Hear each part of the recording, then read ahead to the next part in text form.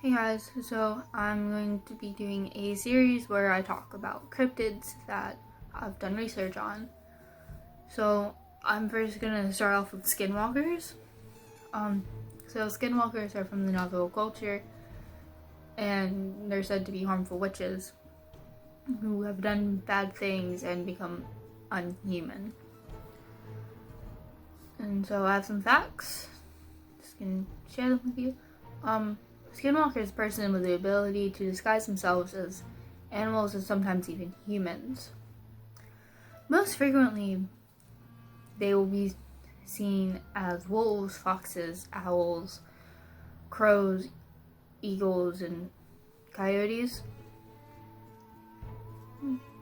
This is probably because they have more access to those pelts or animal skins than any other animal, because skinwalkers use like animal pelts and animal skin to transform into those animals.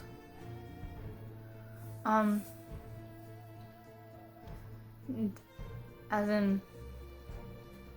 mentioned earlier, they can transform into humans by stealing human skin, basically their face, and they could potentially appear as someone you know. If you lock eyes with one of them, even by accident, they can absorb themselves into you and then start controlling your body, kind of like a puppet. So basically, if you accidentally make eye contact, it's really hard to break it. And so then they'll start controlling you, and you no longer have control of your body.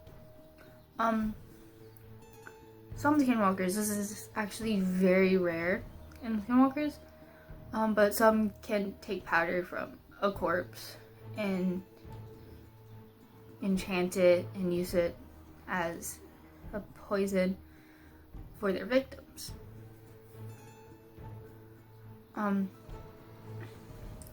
They originated from the Navajo. The Navajo is a southwestern Native American tribe. The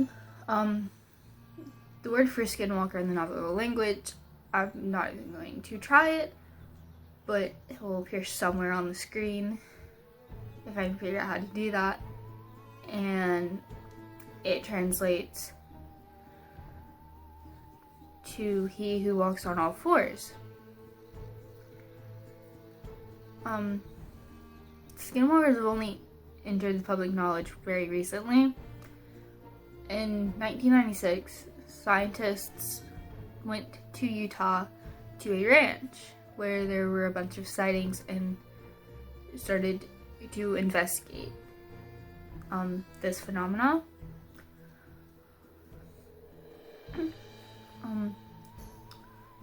They can run very long distances. It's said they can run over 200 miles in one evening. They have a tendency to be around graveyards and hang out at graveyards. As I said before, they take powder from corpses and enchant it to use it as poison. They can dig up the graves at a pretty fast speed.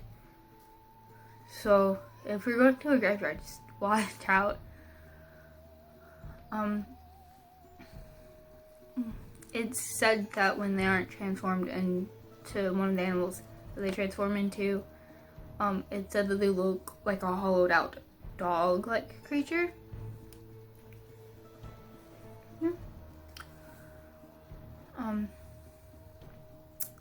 Some people say that skinwalkers can recruit other people to be skinwalkers, and then other people say that you have to do this certain ritual with charms and spells and all that to become a skinwalker.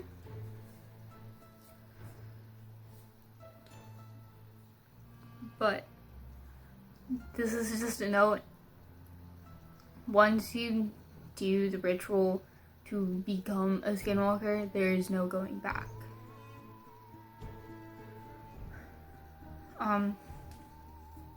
You can actually kill a skinwalker by saying their true name, which is the name they had before becoming a skinwalker. So it's their human name, since they're not really considered humans after they become a skinwalker. They're most commonly seen near native reservations, but they've also been seen throughout the United States. In Utah, as I mentioned earlier, there is a ranch. It is called the Skinwalker Ranch. And I've heard that they're still doing research, try and kind of like figure out what the phenomena is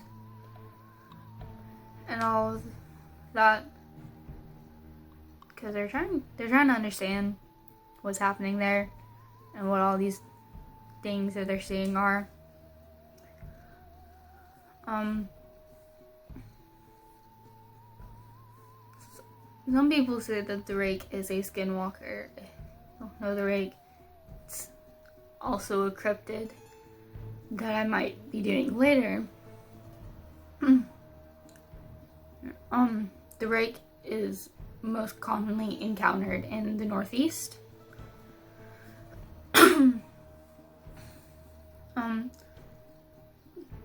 The Navajo people don't talk about the skinwalkers to outsiders, so they mostly keep the knowledge they have to themselves because they think that there will be a supernatural